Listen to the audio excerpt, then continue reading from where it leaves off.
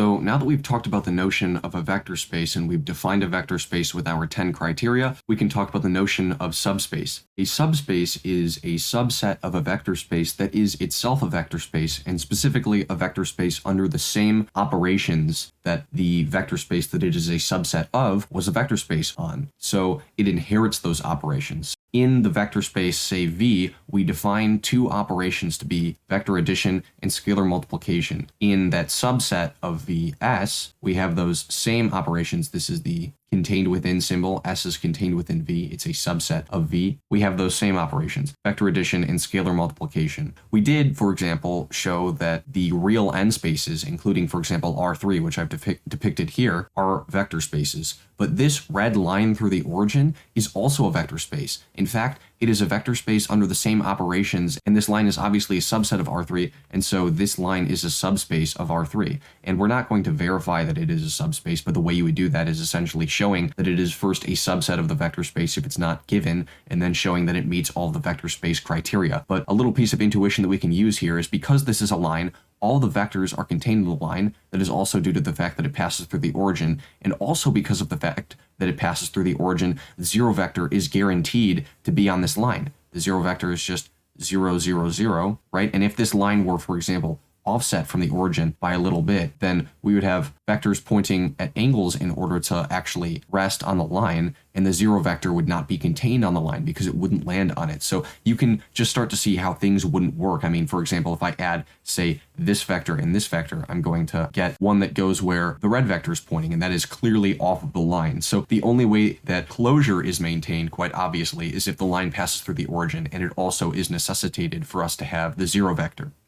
So in this example, we're going to think about how we might be able to tell that this set here is a subspace of R3. Perhaps you can already tell that this describes a set of vectors x, y, z that follow this specific rule. This is the equation of a plane, actually, and therefore all these vectors point to a specific plane. And since the equation for this plane is of the form ax plus by plus cz is equal to 0, we know that this plane actually does intercept the origin. But perhaps you don't know about that, and that's okay. We're going to consider how this is a subspace in a different way. We're going to parameterize this set, and it will allow us to think of the vectors in this set as linear combinations of two other vectors. Here's what I'm going to do. To parameterize this set, think about x in terms of the other two variables, y and z. X is equal to 3y minus 4z. So this vector right here that just describes the general vectors in the set, x, y, z, is the same thing as 3y minus 4z, y, z. Now, I'm going to write this as the sum of two vectors, one of which has y's and one of which has z's. This is the same thing as the vector 3y, y, 0 plus negative 4z, 0z. And that's the same thing as y times the vector 3, 1, 0 plus z times the vector negative 4, 0, 1. Therefore, I can think of this set P, I've called it P because it's a plane, as the set y times 3, 1, 0 plus z times negative 4, 0, 1, where y and z are both any real number. Now, in this case, any member of this set, say pi, is equal to some linear combination of this vector 3, 1, 0 and this vector negative 4, 0, 1, specifically y many of the first vector plus z many of the second vector. And so just to demonstrate how this might be a subspace and how closure might be evident from this, if I'm taking a linear combination of two members of this set, I'm doing, say, t of p1 plus s of p2, for example. Well, this is a linear combination of two members of this set, which are both linear combinations of these two vectors that define the set, and so this is a linear combination of linear combinations, which we need not prove here is in fact equal to another linear combination of these two vectors, and therefore it's a member of the set. So if we can describe a set as a linear combination of a set of vectors, then it's pretty easy to see how closure is maintained and how that set is a subspace. Essentially, a subspace is a collection of unrestricted linear combinations, just like a vector space, and that'll be an important way to think about it when we get into the next concept. So now we can talk about span. Span is the set of all possible linear combinations of the vectors in a set. This could be an infinite set, this could be a finite set, but if I have a set S, then I would write its span, which itself is a set, as span parentheses S. Now, an important thing to know about span is that the span of any subset of a vector space is itself a vector space. In fact, perhaps intuitively evident is the fact that the span of a subset of a vector space is the minimum possible subspace of that vector space that contains all of those vectors. It makes sense that the span of a subset is going to be a subspace because if we think about closure for a moment, it should be that any linear combinations of the vectors in our set, in this case the span of S, should equal another vector in the set. But again, a linear combination of linear combinations is a linear combination. And so if I'm adding two vectors in the span of S, which as defined by the fact that they're in the span of S are both some linear combination of the vectors in the original set S, then a linear combination of two vectors in the span of S is a linear combination of two linear combinations, for example, of the vectors in the original set S, and therefore they're also in the span. This is all important when talking about non-empty sets, but when we're talking about an empty set, we know that the span of the empty set is equal to the trivial space. And obviously, the trivial space is a vector space.